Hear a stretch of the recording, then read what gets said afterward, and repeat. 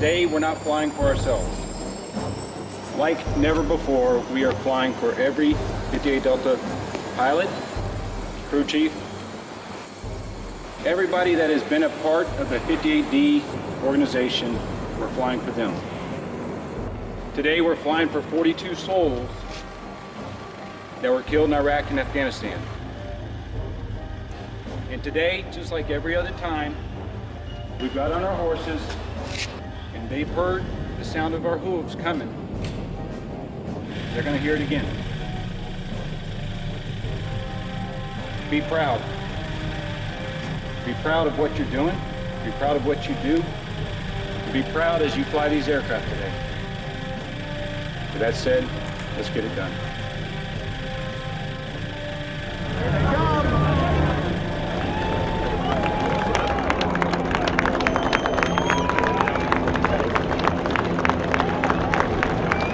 First Squadron, 17th Cavalry, the last squadron that is going to be carrying the OH-58 Delta Kiowa Warrior. As a squadron, as the team of teams that we are, we're going to crank every single one of our aircraft, and we'll take off as a squadron and do one more flight over over Fort Bragg, as well as over Fayetteville, and that's a tribute. It's a multi-pronged tribute. First and foremost, it's a tribute to the OH-58 Delta Kiowa Warrior. Second to that, it's a tribute and it's an honor to each and every one of the cavalry pilots that has ever flown one of these aircraft. To include those that have given their life in this aircraft, and there's been 42 Kiowa Warrior pilots that have lost their life in combat over the last 15 years. Lastly, but certainly not least, it's a tribute to the Fort Bragg area and the Fayetteville community that has supported the 82nd as well as the 117th Cav for so many years that we've been here.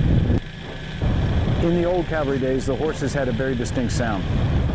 And that's when the ground infantry knew that the cavalry was there. The cavalry was coming to provide that supporting fire, to provide that reaction time and maneuver space. This aircraft right here also has a very distinctive sound. And the infantry, our ground brethren in Iraq and Afghanistan and other parts of the world, they grew accustomed to that sound. And they knew that the cavalry was coming, and the cavalry was going to provide the reaction time and maneuver space. It's an absolute joy to fly. It really is a pilot's aircraft. From the pilot's perspective, I can say that it does everything you ask it to do if you know how to ask. Learning how to ask is the hard part.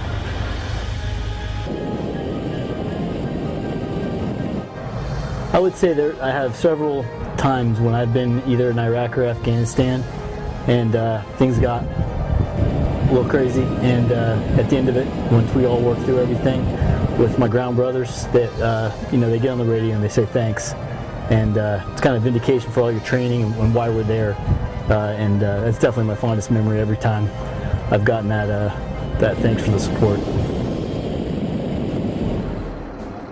There are no greater satisfaction than a total stranger walking up to you, shaking your hand, looking you in the eye, and saying, "Sir, without you today, I would not be here."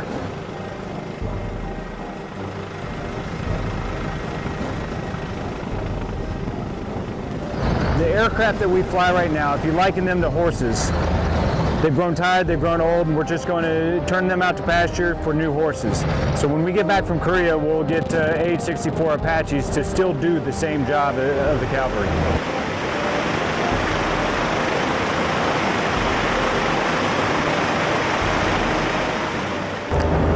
It's bittersweet. It's absolutely bittersweet because it has been a pleasure to fly this aircraft, to ride this horse. This is not the only thing that the cavalry has ever had. The cavalry has been riding horses and changing out their horses for years upon years upon years. This is just one more evolution in that changing of the horses to still continue to do the same job that we've been doing.